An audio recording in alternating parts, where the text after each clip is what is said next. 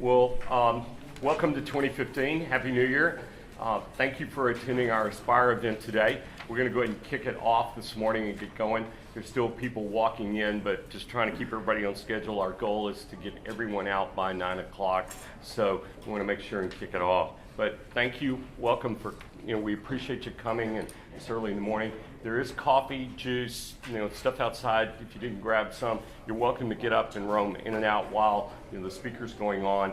A couple of different things I want to tell you too before I make the introductions. There's handouts in front of you, both from the speaker as well as a CPE evaluation form and stuff. If you'd like to fill that out, if you are a CPA, we're more than glad to report that time and make sure you get credit and stuff for continuing professional education.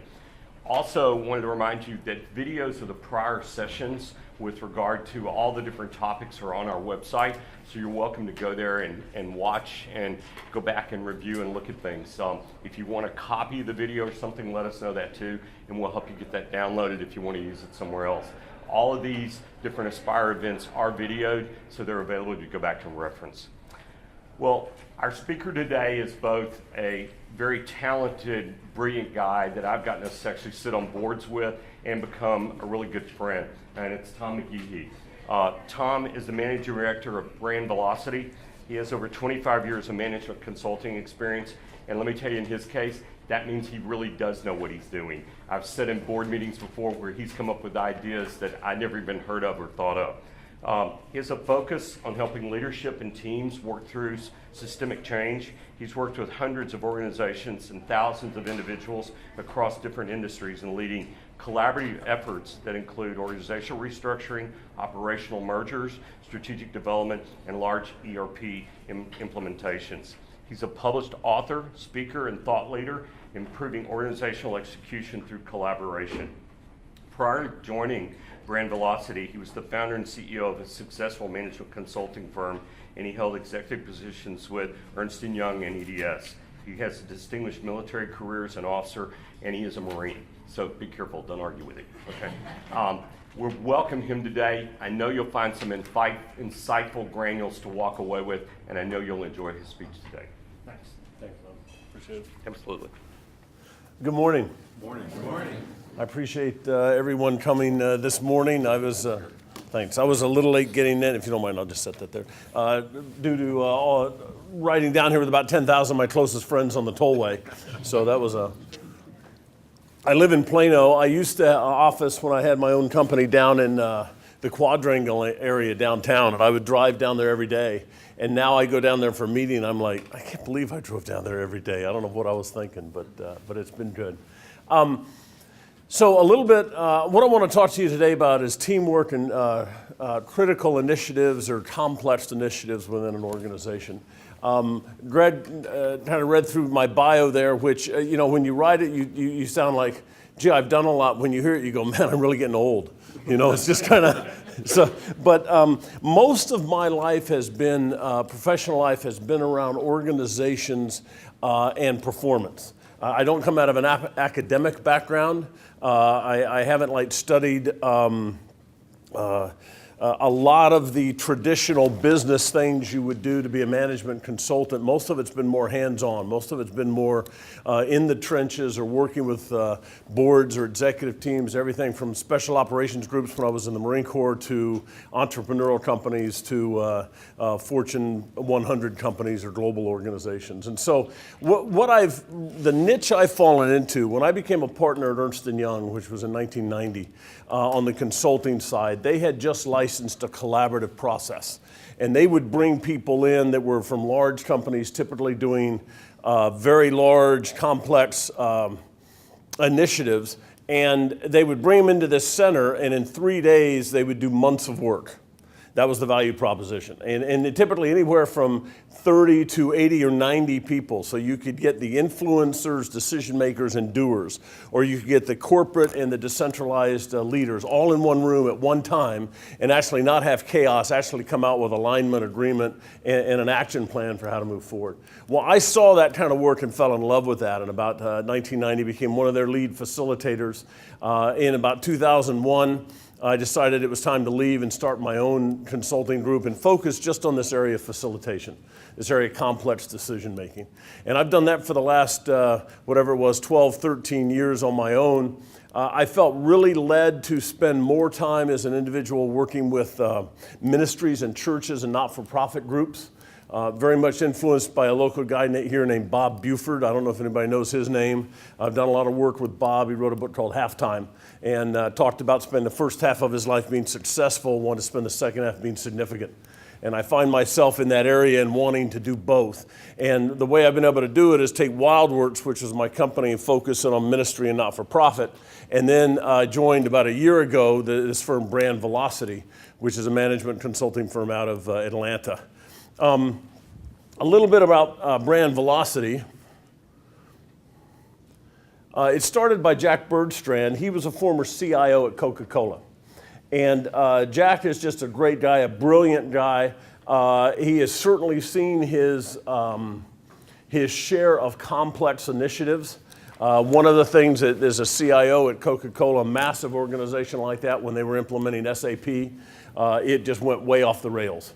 I know that's surprising for many of you that an implementation like that would do that, but it did, and his struggle to get things aligned, everything from the number of people that were called in as oversight to make a decision meant that they couldn't make a decision, that everything just took on it wasn't being effective, it wasn't being efficient.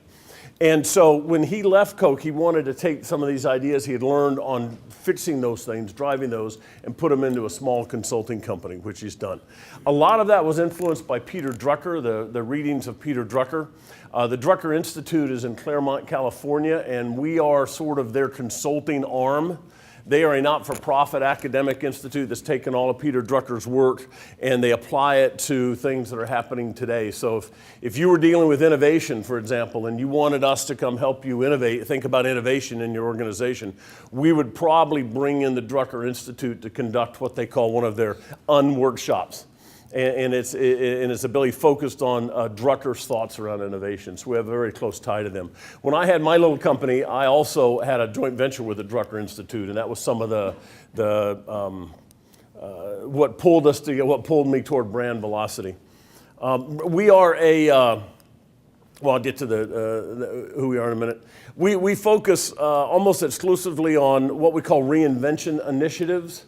These are something that runs across the entire organization. And by the way, after this, I'm going to have some ideas around doing reinvention, around teamwork and critical initiatives.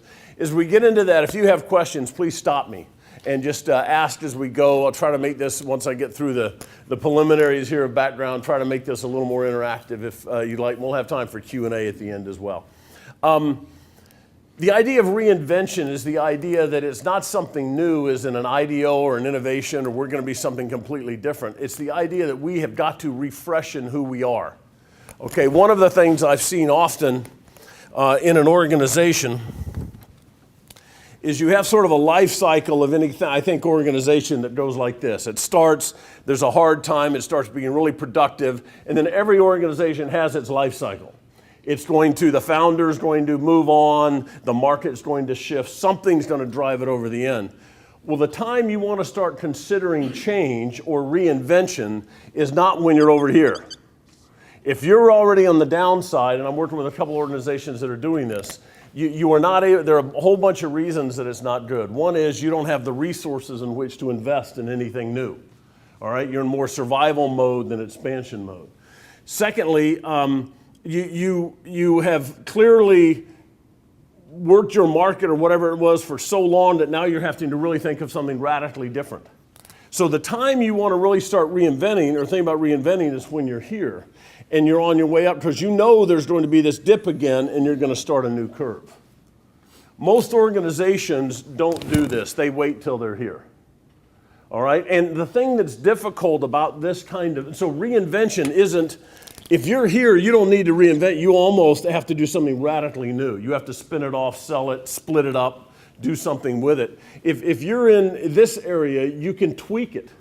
You can take a new market, develop a new product line, re-engineer the way you manufacture, do something like that that allows you to just not do something terribly different, but to do something a whole lot better. Does that make sense?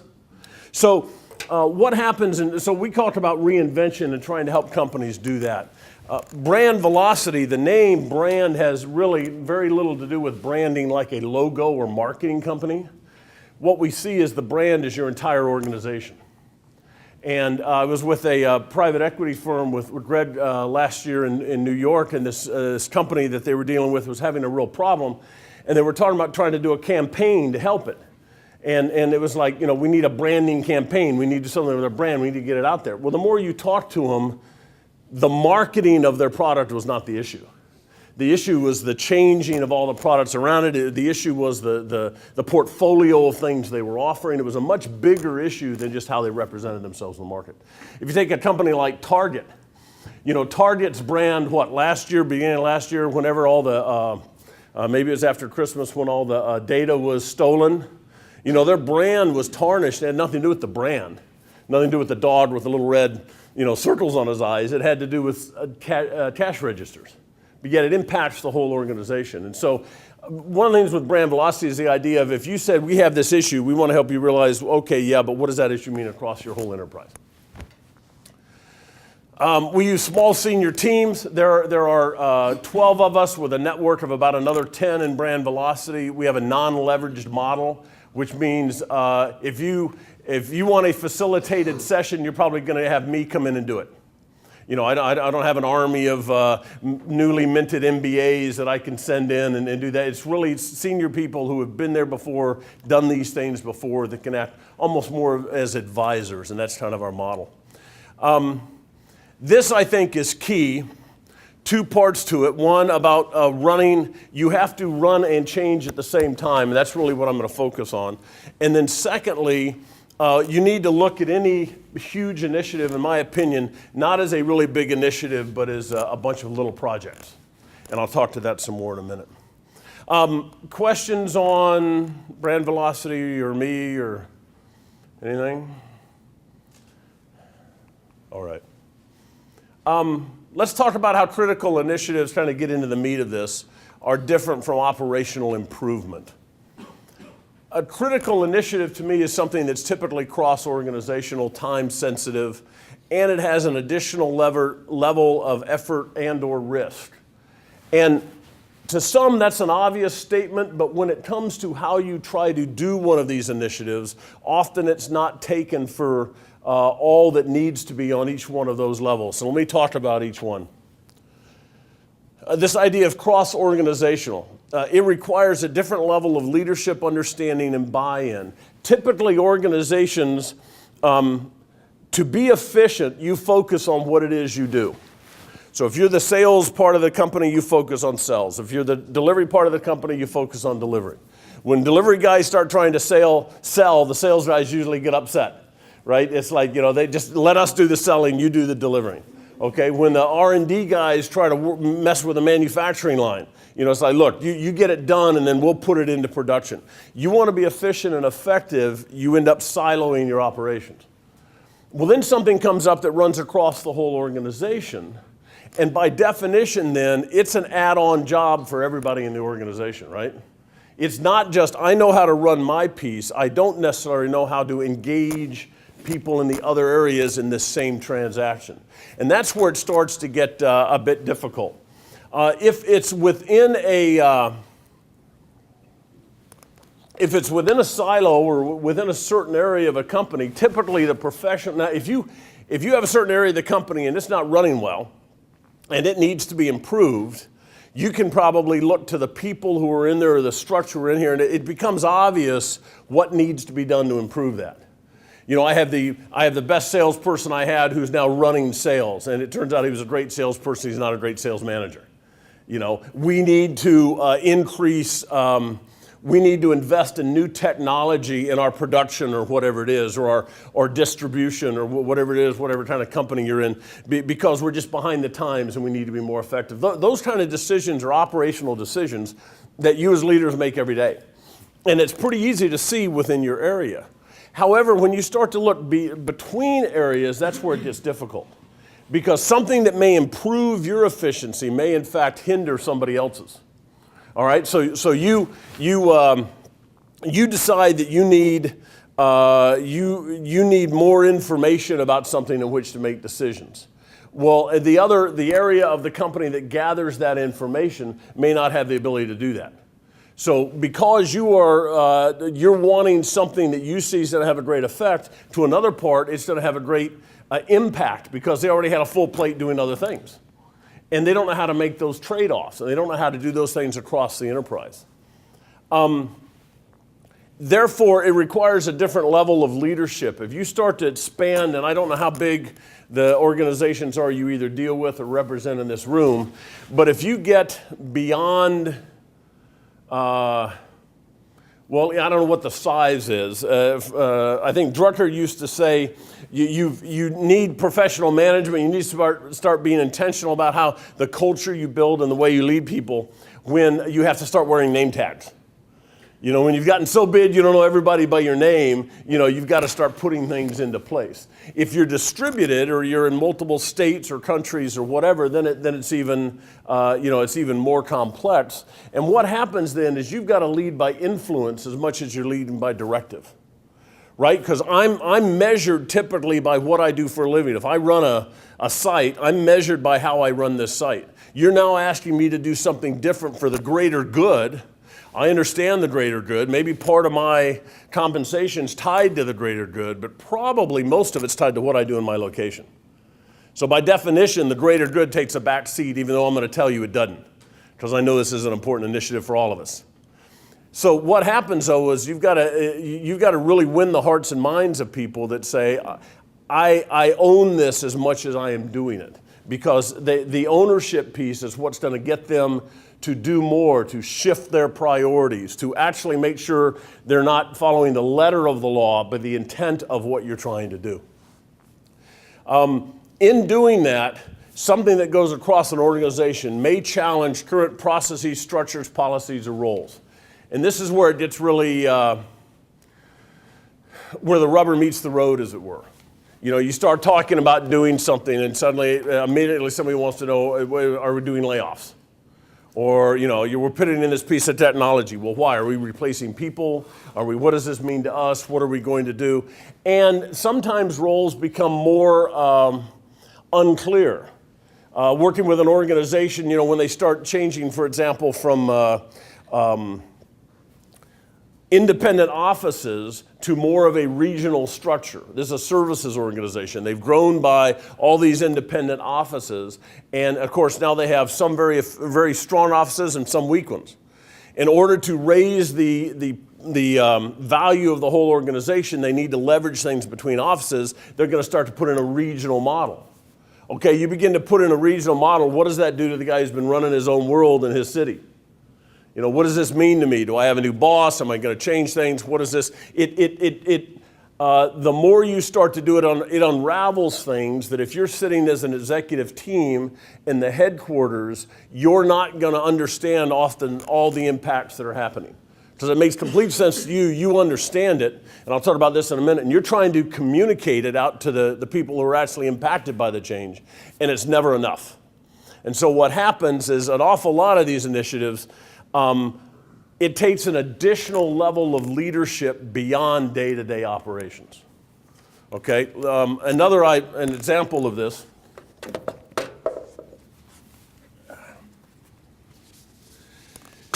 In any kind of systemic change, so this actually makes sense for almost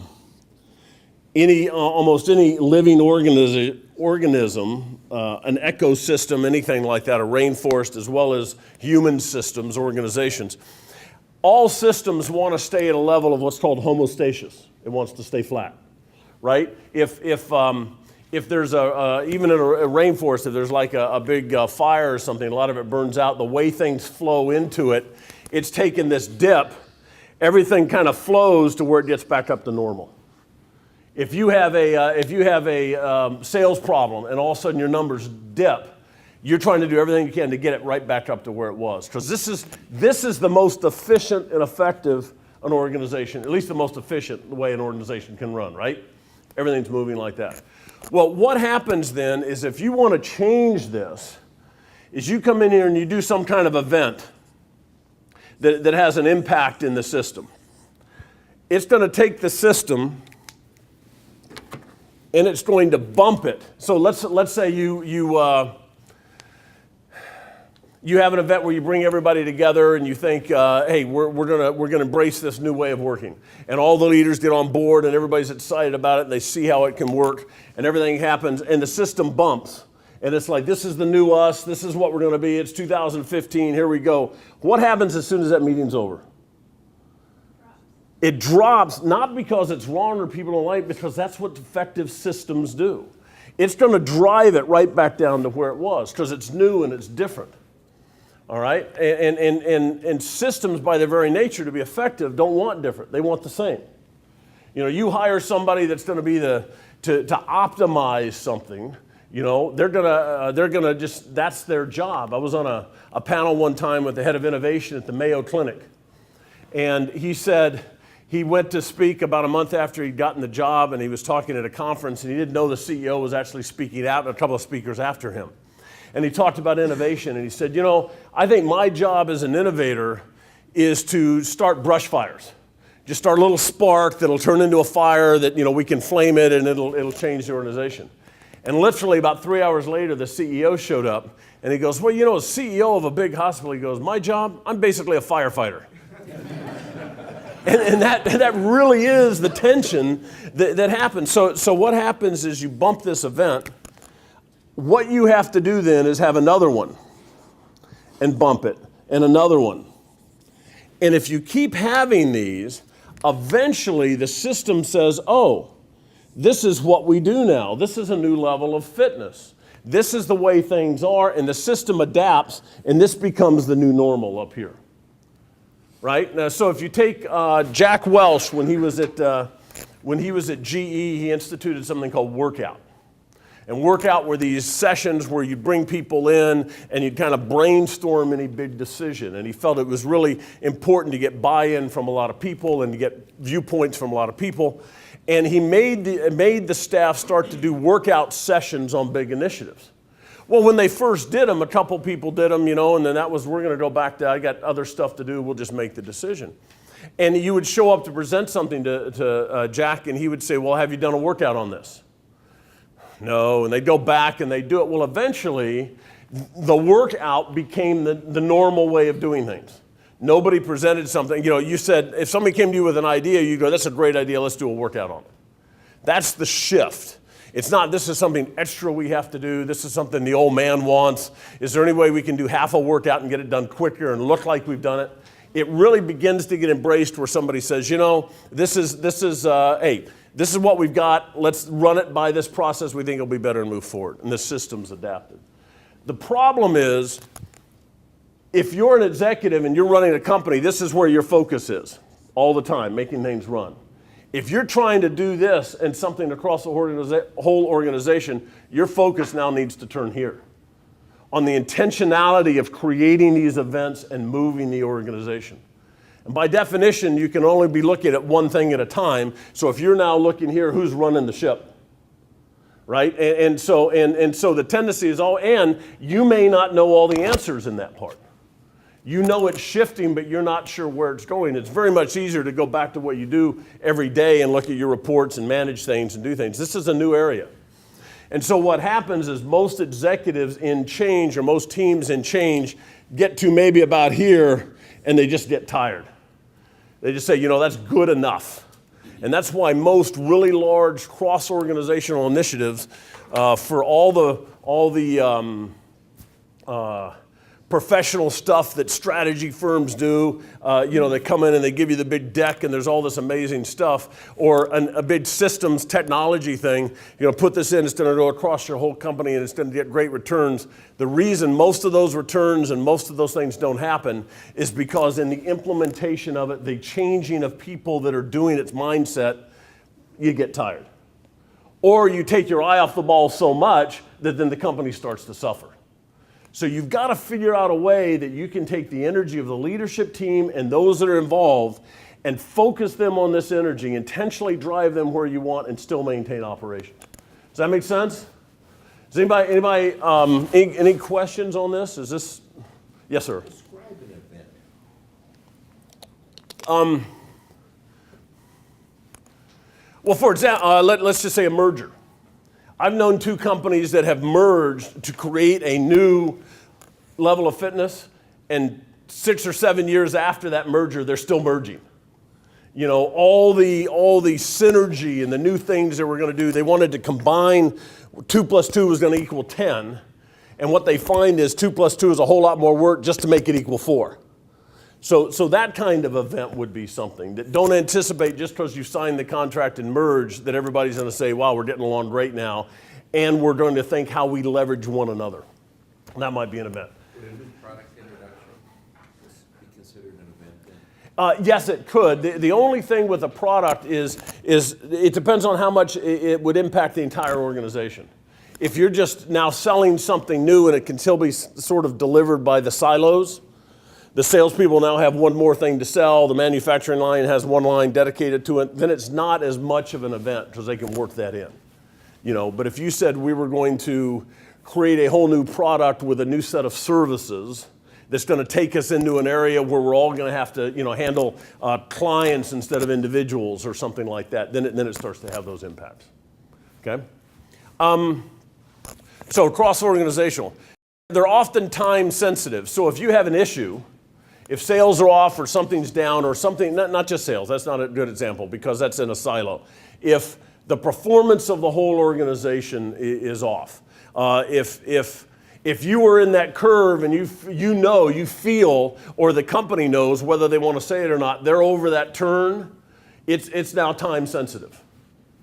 You know, it's headed in a direction that everybody knows it is, and you're starting to lose your best people, just whatever it is, it's time sensitive, you've got to do something quickly. The other thing is if it's expensive. You know, you get a back in the day, the re-engineering was the big buzzword. If you did a big re-engineering initiative or a big technology thing across the whole organization, you're spending a lot of additional money on that, capital or expenses, and you want to get a return on that money as fast as you can. So it's not like you can just operationally improve this. We're going to continue to try to get better, you know, and hopefully we'll be better soon, but if not, we're doing okay now. That's not this. This is, we just dedicated an extra $5 or $10 million to change our company, and we're going to spend that money, and my board's going to look at me, or my investors, or my, you know, whoever it is are going to look at me and go, where's our payback for that $10 million? And we don't want it to be 10 years from now. So there's a time element on these things. Lastly, as I said over here, they're additional to normal operations. They require the additional funding. Often different metrics for success. If you're in an organization that does a lot of services and you want to change how your people interact with their clients, there may be, how you measure may in fact be inhibiting them from how you want them to behave. And it was great measurements for what you're doing now, but now you want them to be different. You've got to think, we got to measure this differently. Or if you're thinking about just retention of people. And you're thinking, well, you know, what do I measure? How am I going to know that I have a good organization that's helping retain people? It may be something different than you're doing today. And again, the additional effort and the additional level of risk. I mean, if you're gonna go to your investors and say, I need this money to do this, you know, there's a risk in that. If you're gonna say, we've been selling here, we've been delivering this way, or we've been using this computer system, and now we're going to do a new one, there's a level of risk in that. And so you're taking on additional risk. If you are already, as a senior executive, stressed by the risk level of what you're doing to try to get the returns where you're going to be, this is just, you know, this pushes you right over the edge kind of thing. All that to be said, if that's the way initiatives, critical initiatives are, that you have to think about them as something extraordinary to what you're doing, that they are going to take on additional effort, mindset, all those kind of things. It then says the way you operate as a team, you may need to think about your team a little differently as well. Your team, you know, there's that old saying, it's something like, your organization is set up, your team is set up to get exactly the results you are currently delivering. Okay? So if you're going to get different results, you have to do something differently. And when you look at the team, it may be you need to change team members. It may be you need to reorganize and focus on different things, or it may be you just need to figure out how to behave differently with the same team, and I'll tell you about that in a minute. What it says, because you're pushing this out across an organization, is an individual's preference for work is as important as their ability. I'm gonna show you here in a minute the kind of easy implementation methodology we use, which is envision, design, build, and operate. Envision where you want to go and why, design what do you have to do to get there, build the plan to do it, and then operate and manage. There are different people who get different levels of energy across all of that. If you're a senior, the more senior you are, when we do a profile, I'll talk about strategic profiling that we do on a team that says where do you get energy across that implementation matrix. The more senior people, the more square that is. I can do all of them in ability. The question is where you prefer to be. All right? I'm a brainstorming kind of guy. I'm heavy on the envision side of it. If you have me reviewing detailed implementation plans, and that's something I'm doing in addition to my day job, you're not going to get 100% out of me. I mean, you're probably going to get whatever my analyst tells me was in the plan so I can tell it to you, because I didn't have time to look at it and I didn't want to look at it. I had no energy for doing that. Now, if you tell me, can you come up with some ideas on how we might do something differently and what we might do, I'll stay up all night thinking about that stuff. So you have to begin to think about your team a little differently than head of sales, head of operations, head of HR, how we perform on a day-to-day basis. I've had a mantra for years, and my background, like I said, coming out of Ernst & Young is doing these facilitated sessions where we get a large group in the room. Sometimes 10 people. The smallest I've done is probably 8 or 9 people. The largest I've done is 750.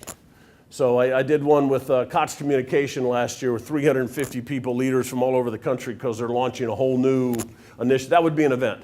We're launching a whole new initiative. We've been through all this restructuring with Accenture. We've changed all the stuff. Now that the bad stuff is over, the new horizon is in front of us. Let's all kind of figure out how we want to go work together, all right? Everybody left just, conquering the world, and probably they're right back where they were. But that's an event that starts to get things going. People support what they help create. This means then at every level, how can you tell somebody what you want done rather than how to do it? You measure them on how they do it. It's probably what you've always done. Back when I was in the Marines, any other military guys here? Ground guys? Air Force doesn't count. That's a different, just a whole different landscape. You had an objective here. And what they used to say is they would tell you, here's the boundaries, and here's where you are, and I want you to go here by 9 o'clock. I want you to send half your guys here by 10. I want the other half here by 11. I want them to attack, and these guys support. And it was very much command and control. Report in every time. Let us know where you are. Manage it that way. In the fluidity of the battlefield today, and really starting back in the 80s, that kind of command and control doesn't work. So they went to something they called mission-type orders. And that order said, I want you to have this objective by noon. This is your right and left boundary. Here you are. Here's what you have to help you. You go figure out how to do it. So now the leader's mindset shifts from, I'm going to tell you how to do it and measure you doing it, to I've got to be figuring out what the boundaries are, what support you need, and what it is I really want you to do.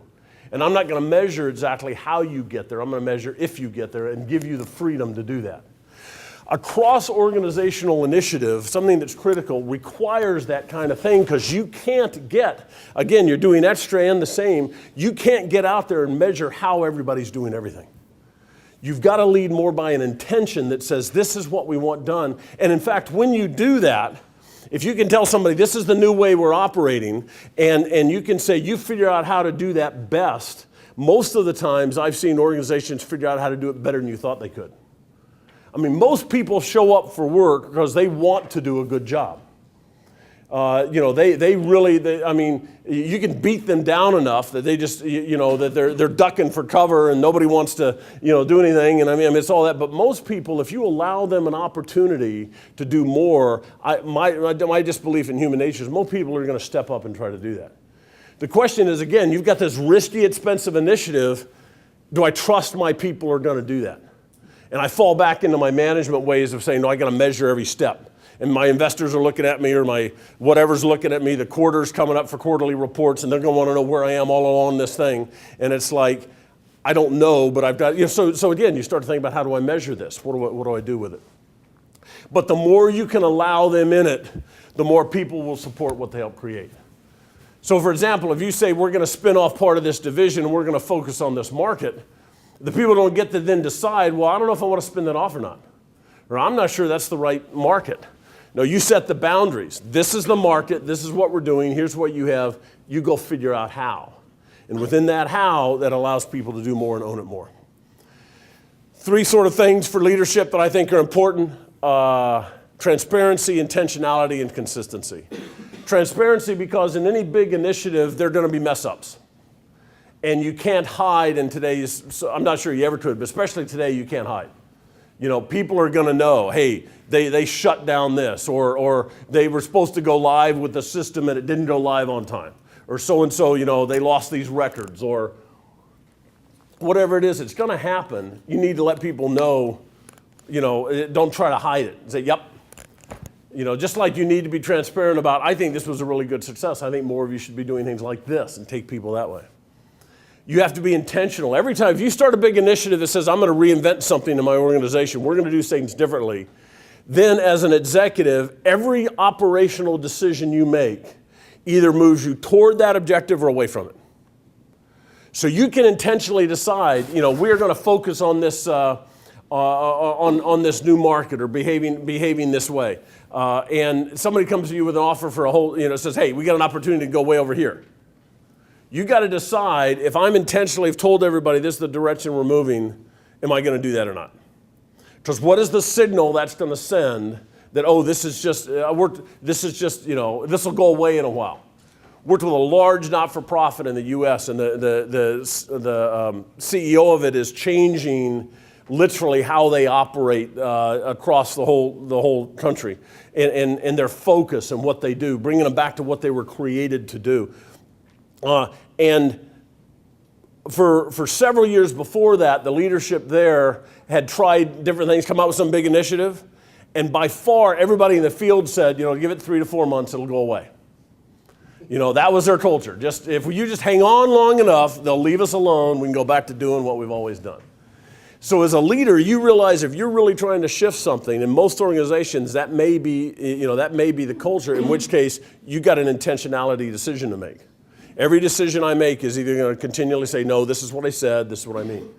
Did some work with Dr. Pepper a few years ago, and the CEO would go around and ask everybody, do you know what the values of the company were? There were like 4 or 5 of them. And of course, about the 2nd or 3rd plant he visits, the word gets out, the old man's going to ask about values, and everybody starts memorizing values. So they would be able to say, oh yes, the values are so-and-so, and he'd go, great. So tell me how you're living them every day. Or give me an example of how you put one into practice. It was a whole new, suddenly, if it was deer in the headlights before, it's like elephants in the headlights then. It's like, boss, how do we do this? But he was driving a level of change that said it's not going to be good enough to just know it or to check the box, but I want to know how it's being implemented. Lastly, this part, stress of a critical initiative is going to either it will show the strengths and weaknesses of your team, whatever it is.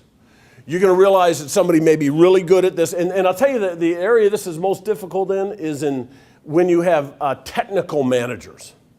They're very amazing technical experts, but they're not necessarily wide experts. And often, if you're in a technology kind of organization, they've risen to the top because they're the best technologists. Now you're asking them to do, and I don't want to talk about management and leadership, you're now asking them to do things that are beyond their strength in just the way they think. And now you've got a dilemma that says, I need somebody to do all this, but they're my best technical person. And you got to think through things like that. And you're going to realize, though, that person, if they're on the career path and they're growing, they've probably said all along they can do all of it. Lastly, just about us, just some other things. One of the things we say is a 2-year project fails, but 8 90-day projects succeed. You got to figure out a way to chunk this thing and get people focused on what it is and moving forward, because it's the only way to do it. And it doesn't mean, if I go back to this analogy, doing this and saying you have 90-day projects are not opposite of each other. 90-day projects are saying this is what the objective is, this is what you had and where we're going. Let's check back in 90 days and see where you are. That really ties, I'll jump down here to this one about iteration, not linear progression. Iteration is the idea. If you came to me and said we wanted to do a strategy session, we want to decide our vision, our strategy, and tactics for the new year. And we have 3 days. And we want to get our vision on the first day and our strategy on the second and our tactics on the third. I'd say it won't work that way. Because what happens is you come up with this vision. You've probably all been in these kind of sessions. You spend all day, come up with a vision. It comes up with a vision statement, which is always one of the most painful things to try to create in a group. But so finally you get the statement. Then you start talking about strategy, and somebody comes up with an idea to achieve that vision. We should do this strategy. And you go, wait a minute, that strategy is different than what we said yesterday. So we can't do that. Well, if I'd known we were going to do that, I wouldn't have. It becomes a linear, you box yourself. Does that make sense? You say, this is my vision, therefore this is my strategy, therefore these are my tactics. What happens is you start thinking about tactics, it impacts your vision. So you have to be able to think of all of it. If I was going to do a session like that, day 1, we'd take a shot at vision, strategy, and tactics. Day 2, vision, strategy, tactics. Day 3, and it's refining it, not trying to linearly achieve it. All right, so in a big complex things, as soon as you start moving, it was like when I started my own company, I had my business plan, I had stuff, I had all that thing. When I took my first step and said I'm now on my own, everything changed, right? Half the business plan went out the window because I'm now in the real world trying to do things. It's the same thing with some implementation plan. You come up with this grandiose project management thing that you've paid maybe a consulting firm a ton of money to build for you, and the second week out, things go off the rails because they happen differently. And you've got to figure out how to keep that whole picture and iterate through it. For time, let me just a couple of things. This is in brand velocity. This is our framework for implementation. And the reason I put it up is to give you an idea that it is a pretty simple framework, and thus it can be grasped at every level of the organization. The other thing it allows, by the way, then when you look at a team, if this is your process for implementation, one of the things that can allow you to see is, do you have blind spots? So the typical leader has a profile, I'll show you in a minute, but has a profile of envision and operate. Has an idea of what to do, thinks of a person that would be good to go do it. They haven't thought through, if this is what we're going to do, what are the priorities to get that done? What are the best ways? And then made a plan. Often, now the only person the person who's responsible for the job is the person that knows least about it than the guy who thought it up. So you have a blind spot, you're not thinking through the process. This is actually a church I worked with. Number 1 is the senior pastor, all right? He almost doesn't want to preach anymore. He wants to set big vision and coach people and do that. Fortunately, oh, and by the way, the red is the red is preference and the blue is ability. Okay, so you can see fairly senior guys, they knew a lot of it. The preference for the senior pastor is he wants to set vision, working with others, doing things like that. Fortunately for him, number 2 is his executive pastor. All he wants to do is tell me what to do, boss, I'll keep things running. They're trying to start a new area, though, a new ministry, and they have this person, and this person all trying to start that new ministry. So what do you think? They have a whole lot of great ideas. They're around a lot of good people. They're not getting anything done, right? They don't have anybody thinking about what are the priorities, how do we actually go do stuff. So the ability to align a team, this is another company I was working with, align a team to this kind of matrix helps you think, if I'm going to ask you to do something additionally, where am I going to get the most energy from you as an executive? And then again, the idea of an action planning map, what comes out of that is a pretty simple plan that says, we know where we're going, we know what the key priorities are, not the top 10 priorities, the top 3, and where to go to get that. I think that's it. Questions? I mean, I know that was a fire hose. I have a tendency to talk way too fast, but yes, sir. I would think, back to that life cycle curve you talked about, I would think it would be kind of important for a firm to have a kind of a grasp of where they are on that life cycle curve because of the urgency of different positions on that.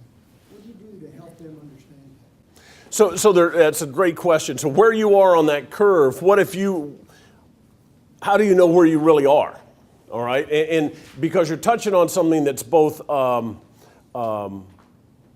quantifiable, there's specific metrics, but then it's both sort of more ideological. Where do I think I am? This is my company, I'm sure I'm doing great, kind of a thing.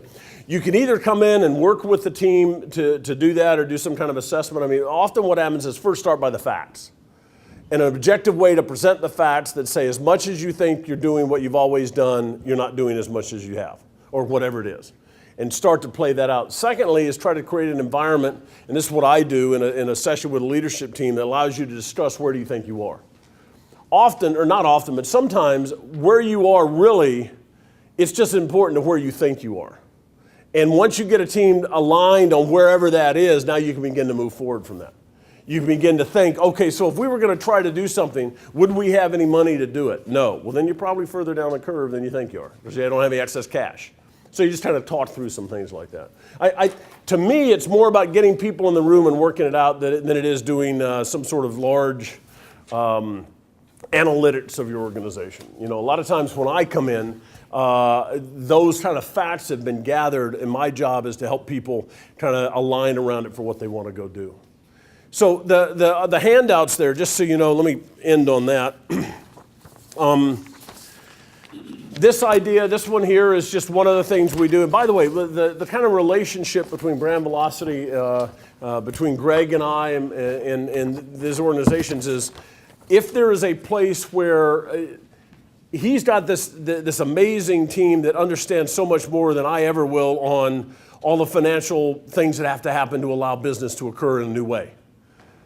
Our focus is more on if you got that figured out, but you're trying to win the hearts and minds. You're trying to figure out how my executives are going to do this. Or you're trying to get people to buy into where it's going. Or I'm doing it, but it's really complex, and I need somebody to just walk with me while we do it. That's kind of what we're trying to provide in Greg's sort of portfolio of things.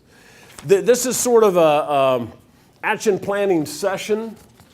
Often these are just one-day sessions. You do the profiling ahead of time. You understand where your team is. You pick an initiative and say, let's come up with alignment or a 90-day plan. One thing I didn't talk about, but is interesting, this Playing to Win is a strategy development process. It was developed by A.G. Lafley at Procter & Gamble and Roger Banner, who I think is with the Canadian Business School.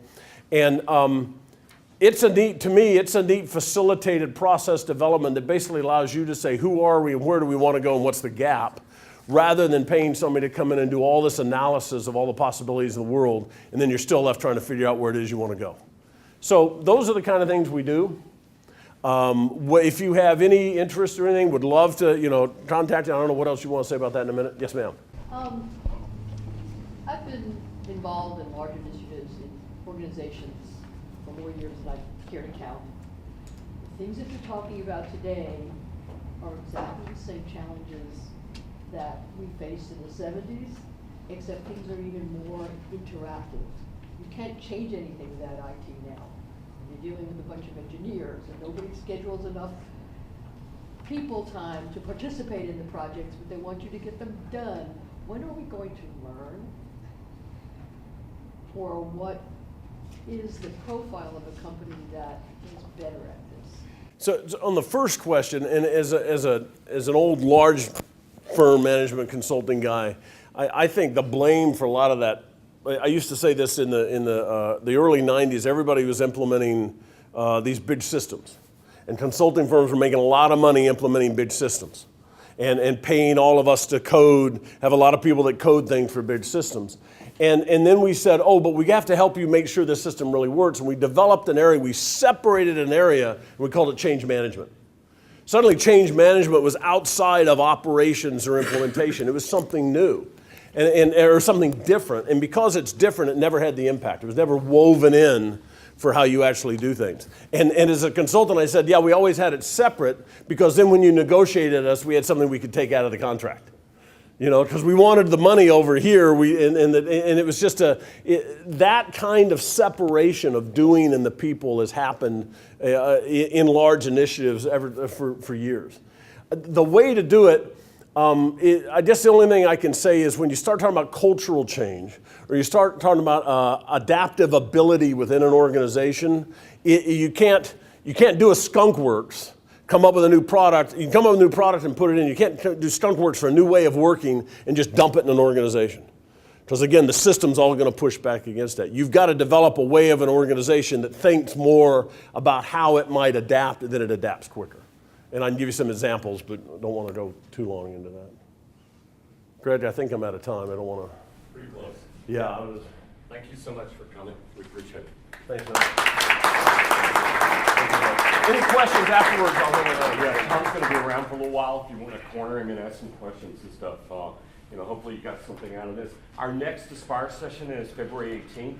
We're going to totally go a different direction, talk about 401ks. Joe Stack is going to come from Pension Mark and do a presentation for us.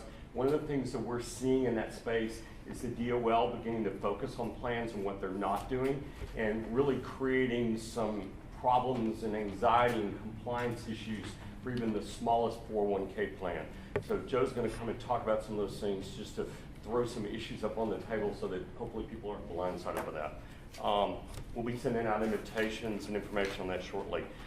Make sure you're signed up, and then stop by the registration desk. Certificates are available again for the CPE. Leave your business card if you want to make sure you're on our list, and then parking validation stickers are also out there available.